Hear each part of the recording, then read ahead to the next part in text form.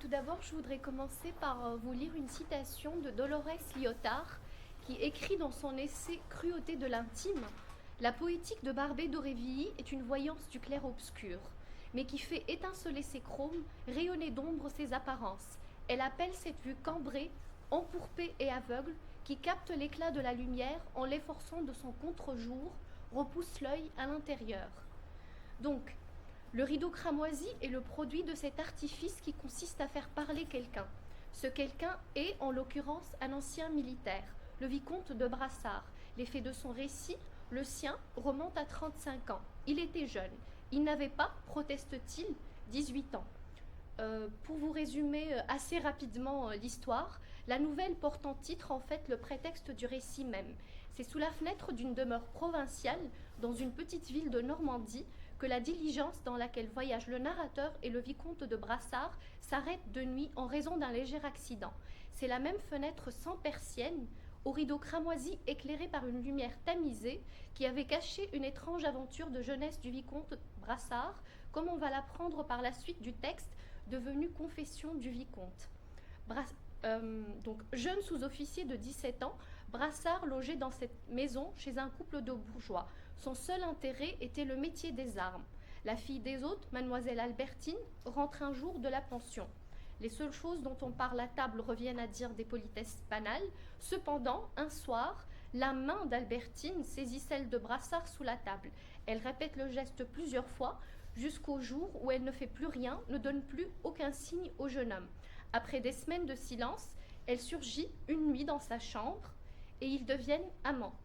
Au cours d'une de leurs étreintes, elle expire dans les bras de Brassard. Affolé, celui-ci ne sait pas que faire avec le cadavre dans sa chambre, un corps inerte donc, qui dévoilerait leur affaire et mettrait son honneur en péril. Il finit par s'enfuir, demandant de l'aide à son colonel, qui l'envoie dans une autre ville. De nouveaux ordres l'emmènent dans un autre régiment. Il participe à des batailles. Le colonel qui devait lui envoyer des nouvelles meurt dans le combat et Brassard ne saura jamais ce qui était arrivé après son départ. À cette phrase prononcée par lui qui a amorcé sa confession, c'est singulier, on dirait que c'est toujours le même rideau, répondent en écho les ultimes lignes de la nouvelle. Tenez, me dit-il, voyez au rideau. L'ombre svelte d'une taille de femme venait d'y passer en s'y dessinant. L'ombre d'Alberte, fit le capitaine. Le hasard est par trop moqueur ce soir. Le rideau avait déjà repris son carré vide, rouge et lumineux. La confession du vicomte, sans rien confesser donc, va sonner comme les éclats d'une mémoire vivace et ardente. C'est une femme ou un corps de femme, d'après son souvenir, qui va être évoqué. Fragment de mémoire, fragment de corps remémoré et exhumé, discontinu du souvenir, fracas de conscience, passé décomposé, recomposé et corps éclaté, assemblage fragmenté. J'ai intitulé ma communication « Cette main que j'avais maintenant à travers la cervelle, chair possédée, chair cryptée », ou de l'étrangeté à la diaphanéisation signifiante du corps féminin. Et j'aimerais m'expliquer justement sur ce titre à rallonge qui prend du souffle, parce qu'il contient en germe l'essentiel de l'analyse que je voudrais vous proposer et qu'il me permet d'en annoncer les articulations.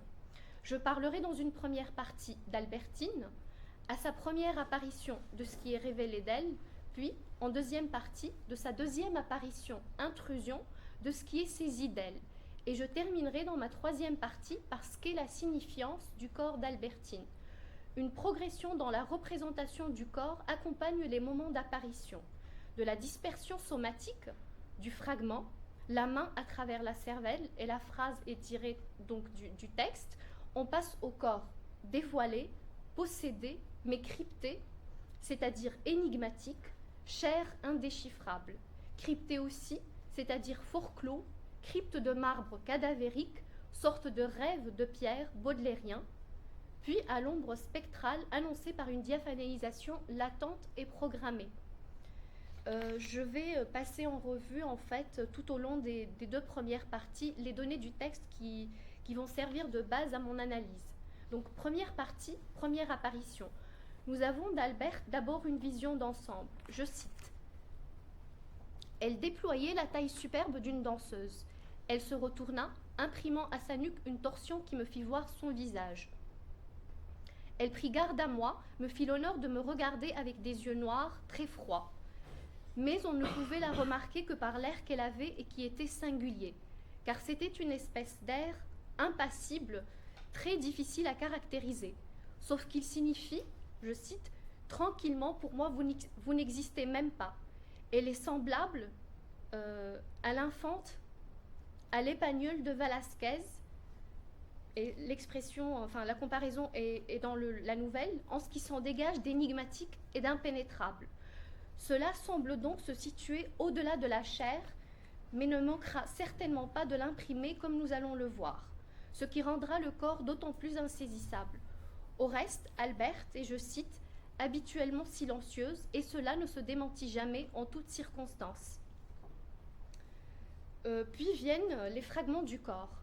La main d'Albert. La première chose qu'on peut dire connaître d'Albert est sa main.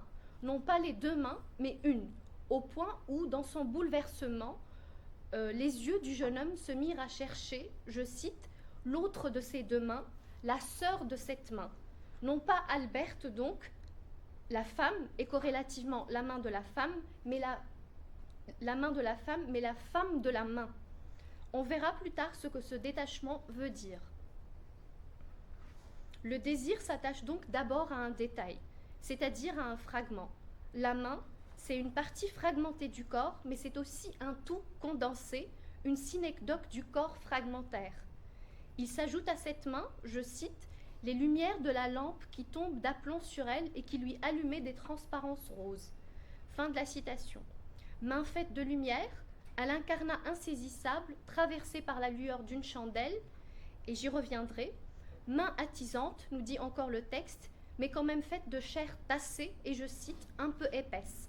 Tout cela me montait au cerveau, s'y loger pour y rester à jamais. Retenons cette expression que j'ai citée dans le titre de ma communication, cette main que j'avais maintenant à travers la cervelle. Cerveau versus cervelle, de l'anatomie à la matière. Main qui saisit davantage qu'elle n'est saisie, donc. Érotisée, c'est elle qui déclenche l'aventure amoureuse, mais main inquiétante aussi, sorte de fragment qui s'autonomise, main qui s'insinue jusque dans la cervelle du vicomte, main phallus, invasive, obsessionnelle et pénétrante, main qui viendra aussi énergétiquement sur la bouche de Brassard le soir où Albert pénètre dans sa chambre pour étouffer son cri d'effroi et de surprise. On est bien là j'ai envie de dire, avec ce fragment de main déchaînée, de la main des blasons délicatement érotisée, de la main blanche qui se vante d'être fille d'un cygne, d'un ronsard pour Hélène, ou, pour rester dans les mains du XIXe siècle, de la main craintive de Madame de Rênal saisie par l'audace de Julien Sorel. La main d'Albert cristallise, semble-t-il, et non pas justement dans le sens purement amoureux de la cristallisation chez Stendhal, un saisissement autrement plus significatif. Le pied d'Albert, à présent. De Mademoiselle Albert, on retiendra aussi son pied. Je cite, « Nous avions besoin de nos mains pour dîner. Celle de Mademoiselle Albert quitta donc la mienne, mais au moment où elle la quitta, son pied, aussi expressif que sa main, s'appuya avec le même aplomb, la même passion, la même souveraineté sur mon pied et y resta. Ce pied fait-il partie d'Albertine?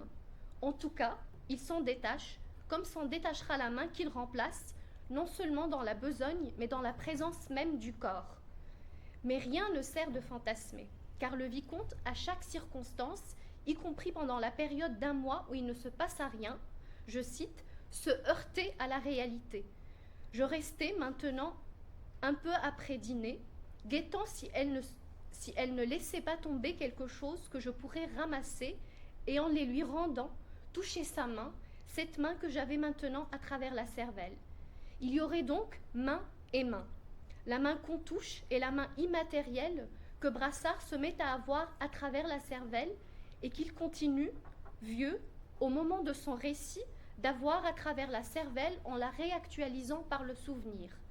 Mais déjà la deuxième apparition s'imposa à lui. Elle prendra corps comme une intrusion, la main physique de la peur et la main de la mort. Je cite, « Que fallait-il faire ?» À cette pensée, je sentis la main physique de cette peur hideuse dans mes cheveux qui devinrent des aiguilles. Fin de citation. J'en viens à présent à la deuxième apparition. D'abord la vision. Suite à l'indifférence prolongée d'Albertine, et alors qu'il tentait d'opposer, je cite, marbre à marbre et froideur à froideur, submergé, possédé qu'il était, je cite encore, par la tête de cette énigmatique Alberte qu'il dessinait, mademoiselle impassible fit son intrusion chez lui. Ce fut la vision la plus surnaturelle pour le vicomte. Elle était à moitié nue. Elle sortait de son lit. Elle avait traversé la chambre où son père et sa mère dormaient. Elle l'avait traversée à tâtons, les mains en avant. Fin de citation. Brassard dessine Albertine, la trace, et elle apparaît. Il semble y avoir quelque chose de proprement hallucinatoire dans cette arrivée. De là à parler de la propagation d'un effet spectral, expression déridienne s'il en est, il n'y a qu'un pas. Bien avant l'apparition finale de l'ombre derrière le rideau, Albert semble en tout cas rôder spectralement la nuit. De cette sorte de pulsion scopique à l'œuvre dans le fait de dessiner, on passe à une forme d'angoisse oculaire face à son surgissement. L'infante muette à présent. Au silence terrifiant des lieux s'ajoute le mutisme d'Albert. Je cite, « Sa bouche triste demeurait muette de tout, parlant à peine, tout au plus un monosyllabe arraché d'obsession, un monosyllabe qui ne faisait pas grande lumière sur la nature de cette fille. Horriblement pâle, elle me produisait l'effet d'un épais et dur couvercle de marbre qui brûlait, chauffé par en dessous. Je croyais qu'il arriverait un moment où le marbre se fendrait enfin sous la chaleur brûlante, mais le marbre ne perdit jamais sa rigide densité. Elle me paraissait plus sphinx à elle seule que tous les sphinx dont l'image se multipliait autour de moi dans cet appartement empire. Deux images sont intéressantes ici. Celle du marbre et celle du sphinx ou de la sphinge. Corps statufié et femme énigmatique, littéralement impénétrable dans son mystère. Il y a là une curieuse réminiscence de l'idéal baudelairien. Je suis belle, ô mortelle, comme un rêve de pierre, et mon sein où chacun s'est meurtri tour à tour est fait pour inspirer au poète un amour éternel et muet ainsi que la matière. Je trône dans l'azur comme un sphinx incompris. Curieuse réminiscence, mais pas si curieuse que cela en fait, quand on sait les affinités électives entre les deux écrivains. Les diaboliques ont aussi leur parfum de fleurs du mal, et puis le spectre de peau qui hante aussi bien l'œuvre de Baudelaire que celle de Barbey. Quoi qu'il en soit, la chair dévoilée, le corps possédé, rendu d'une certaine manière à sa totalité corporelle, semble se crypter et signifier moins que son fragment. L'animé dans sa massivité laisse affleurer la présence statique de la pierre. D'un autre côté, l'unité est paradoxalement diffractée à travers l'image du sphinx démultiplié, révélant ainsi une crise interne même à cette unité corporelle. Le monde objectal, et je fais référence ici en fait à une description faite par Brassard, indiquant que des motifs de tête de sphinx décoraient partout sa chambre. Le monde objectal donc devient propice à l'inquiétante étrangeté en renvoyant à l'étrangeté intrinsèque à cette femme. Une inquiétante étrangeté déjà contenue dans son arrivée nocturne quasi spectrale et qui culminera avec son corps devenu cadavérique. Je ne vais pas trop m'attarder sur la notion d'inquiétante étrangeté théorisée par Freud dans son essai Das Unheimliche, mais bon, il me semble là qu'il y a là l'écho freudien en tout cas est bien manifeste, ne serait-ce que dans cette image du sphinx. Une remarque par contre de Derrida qui souligne dans Spectre de Marx que Freud justement voit dans la spectralité où l'effet spectral est spukt, le ça hante, l'exemple le plus spécifique, je cite, une sorte de prototype dans l'expérience de la Unheimlichkeit, donc de l'inquiétante étrangeté. J'en viens donc à la mort d'Albert. Albert était morte. De quoi? Je ne savais. Du canapé sur lequel elle était couchée, un bras tombait sur elle et l'autre pendait à terre. Par moments, le cadavre d'Albert me semblait emplir toute ma chambre. La mort était partout. Fin de citation. Au-delà de cette hallucination, il y a le déni. Et comme on saigne les chevaux, le vicomte prit un poignard et on laboura le bras d'Albert à la saignée. Je massacrai, annonce-t-il, ce bras splendide d'où le sang ne coula même pas. Fin de citation. le sang coagulé, la sensation physique, je cite encore, de cet horrible froid du corps d'Alberte, son épouvantable rigidité, glacée, lui faisait conscience toutefois qu'il était en présence de la mort. La chair féminine, aperçue, pressentie, désirée et finalement dévoilée et possédée sans être vraiment saisie, se dérobe, frappée qu'elle se trouve par l'étrangeté d'une mort subite. Le corps cadavérique est fort clos, mis plus que jamais hors d'atteinte dans une crypte d'immanence. Le motif partiel se fige en un ensemble marbré, à l'image de ce bras labouré à la saignée et pourtant exsangue. Dans Statue, Michel Serres écrit que la mort explique la statue et souligne leur parenté plastique directe. Le cadavre nous change d'abord en pierre, dit-il. La rigidité mortifère est une sorte de fantasme inquiétant, ou plutôt de cauchemar de pétrification, se rejoignent donc dans la densité du corps de la morte. Mais le corps d'Alberte est paradoxal. Statufiée bien avant sa mort, elle a le sang tari d'emblée. Sa pâleur est son signe funèbre diffus. L'étrangeté de sa chair est en deçà de l'étrangeté cadavérique. Ce n'était pas une pâleur ordinaire, mais une pâleur profonde comme le marbre. Profonde car le ciseau a beau s'enfoncer dans ce marbre qu'il déchire, il trouve toujours cette mate blancheur. Ainsi, à la voir, cette inanimée jeune fille, vous auriez dit que sa pâleur n'était pas seulement à la surface, mais empreinte à l'intérieur des chairs. Cette description que je viens de vous lire, et qui n'est pas celle d'Alberte, mais d'un autre personnage féminin aurévilien, Léa, héroïne de son roman éponyme, pourrait bien s'appliquer à la morte du rideau cramoisi. Barbey affectionne en fait ce type d'héroïne diaphane, un peu comme ça, promise à la mort. Procédant de la même logique de diaphanéisation, le corps d'Alberte semble donc promis à la dissolution. Mais son souvenir demeurera comme une tache noire. L'expression est dans le texte, qui, toute une vie, allait meurtrir l'âme du vicomte avec le rideau rouge et lumineux à travers, je cite, la mystérieuse fenêtre dans sa mémoire. J'en arrive à l'analyse dans ma troisième partie que j'ai intitulée « La signifiance du corps féminin ». Qu'est-ce qui est révélé ou saisi du corps d'Alberte? La partie et le tout, une collection tout autant étrange que diaphane. La partie et le tout, d'abord. On n'a pas une description réaliste d'Alberte dans le sens où on ne voit pas le personnage se construire petit à petit. Je dirais plutôt qu'on le voit disparaître ou se dissoudre. Donc, on ne voit pas le personnage se construire petit à petit comme on est habitué à le voir, par exemple, chez un Balzac. Cette tradition nous a en effet accoutumés à une création achevée, comme si l'auteur devenu démiurge était Dieu le Père. Il nous est en quelque sorte interdit d'imaginer le héros ou même le concevoir sous d'autres traits que ceux sous lesquels ils nous sont présentés. La domination de l'auteur est totale. Désigner un caractère, c'est l'indexer, à lui-même et à la perception d'un tiers. C'était donc une fatalité en quelque sorte. Quand on sait par ailleurs que les mots sont les mots de l'auteur et que plus ils sont de l'ordre littéraire, c'est-à-dire appartenant au registre de la littérature, plus ils sont des morceaux choisis, on se rend compte des dimensions et poids absolutistes du modèle.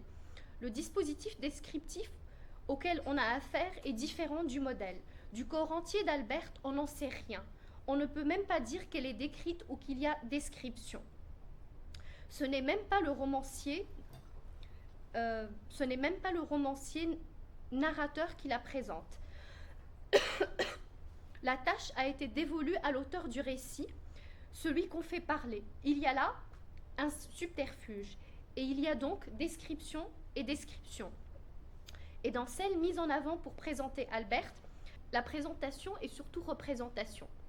Il ne s'agit pas, en l'occurrence, de présentation répétée, toujours reprise par autrui, mais de présentation par soi, pour soi, de ce qu'est la représentation.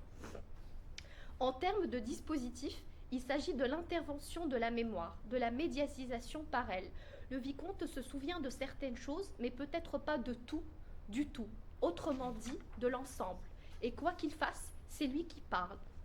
Il ne peut prétendre livrer tout, saisir tout. Après tout, Alberthe demeure silencieuse. Pas un mot ne peut être mis sur son compte.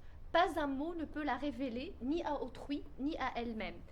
Elle ne peut être que rêvée par le conteur, celui en définitive dont c'est l'histoire, rêvée par celui et ceux à qui elle est représentée. Le mystère de la représentation est peut-être là, pourrait-on dire. C'est en tout cas dans ce sens qu'Alberte ne peut être présentée ou représentée que par bribes, par fragments. Et s'il en est, ces fragments, de par leur densité, ne procèdent pas de par la mémoire uniquement.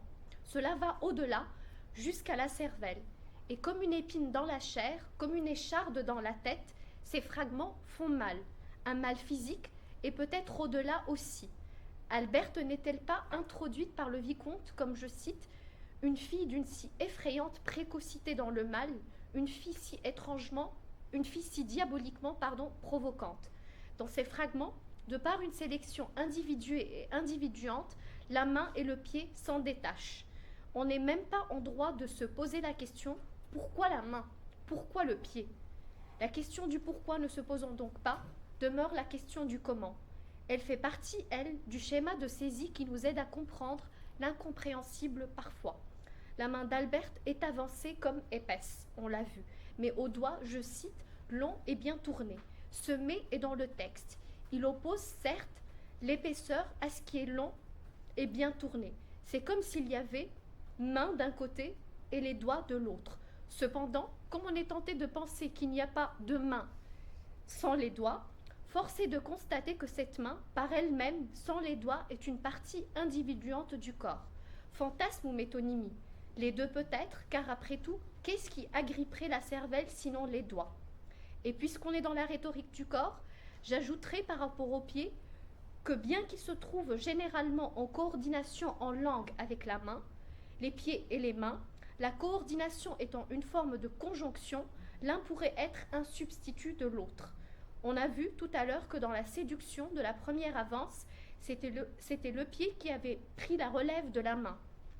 Dans la fonction seulement peut-être, mais c'était comme si le pied était la main. Citation, « Je ne voulais pas renoncer, si je ne pouvais avoir que cela, à la possibilité de retrouver la main ou le pied de cette damnante Alberte. » Après tout, on l'a vu, Alberte entière n'était-elle pas désignée comme la femme de la main? Elle pourrait être alors celle du pied. Cela, évidemment, n'enlève rien à l'autonomie de l'un par rapport à l'autre. La main ou le pied, conjonction ou disjonction, séparation, morcellement, ou par rapport au corps en sous-unité, membres réunis et complémentaires. Si je ne pouvais avoir que cela, dit le vicomte, à défaut donc d'avoir le corps tout entier. Et dans son cerveau cohabitent certainement les deux. Tout cela me montait au cerveau et apparaissait nettement à mon esprit malgré le bouleversement de mes sensations. Autant d'éclats incrustés dans le cerveau de Brassard. À travers la mémoire, embuée du vicomte, surgissent aussi, comme de l'extérieur, mais néanmoins dominante, une nuque, des yeux très froids, impénétrables, des paupières longues, des cheveux bleus à force d'être noirs, un torse insolent, un dos nu, un front néronien, et puis une taille superbe, tout un ensemble de traits inoubliables pour avoir été croqués un soir dans un ensemble fétiche. Le dessin. C'était la tête de cette énigmatique Alberte que je dessinais. C'était le visage de cette diablesse de femme dont j'étais possédée. En définitive, ce corps, ensemble et partie, sorti de la tête du vicomte, bien que crypté, se laisse reconstruire et recomposer tant bien que mal. De toute évidence, ce lieu qu'est le corps ne peut appartenir qu'à son propre dépositaire. Il lui appartient en propre et n'est déchiffrable qu'autant qu'on puisse subsumer la partie sous le tout, dans une sorte de préfiguration du tout dans la partie. La distanciation que mettent les mots en langue dans la saisie de ce que sont les choses y participe certainement, dans un sens ou l'autre, comme dans le choix de la couleur, de l'ombre ou de la lumière. Et je fais donc ma transition pour passer à mon articulation de l'étrangeté à la diaphanéisation. De la façon dont est signifié le corps d'Alberte et de la façon dont il est appréhendé, l'opposition intérieure-extérieure semble annulée. En effet, l'air mystérieux et étrange qu'a Alberte trouve son corollaire dans une atmosphère sciemment lourde et surnaturelle. À des moments, c'est Alberte qui devient surnaturelle. Son image de fabuleux sphinx conjuguée avec la chevelure bleue dont elle est affublée, accentue ce surnaturel qui lui donne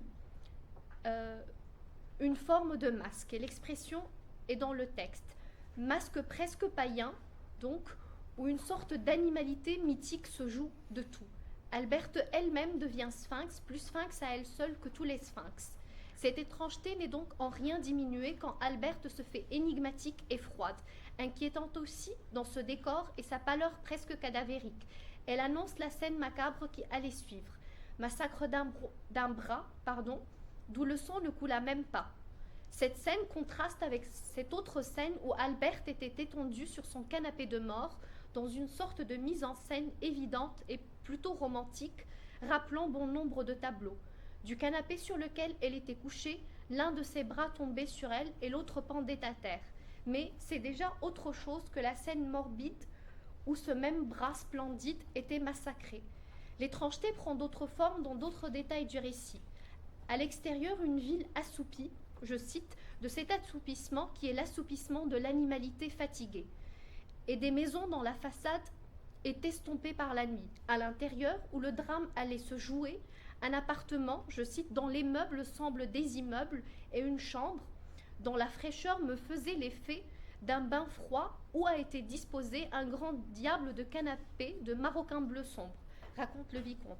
Ces détails ne vont pas manquer de renvoyer cette image fantasmagorique où que l'on a de l'ensemble des péripéties du récit et des schémas qui lui ont donné corps. Et de même qu'il n'y a pas d'intérieur sans extérieur, ou d'extérieur qui n'excède pas l'intérieur dans l'étrangeté, de même il n'y a pas d'ombre sans lumière.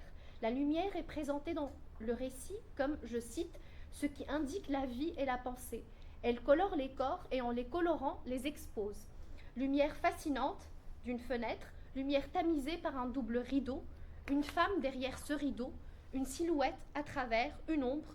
Tenez, voyez au rideau, l'ombre svelte d'une taille de femme venait de passer en s'y dessinant.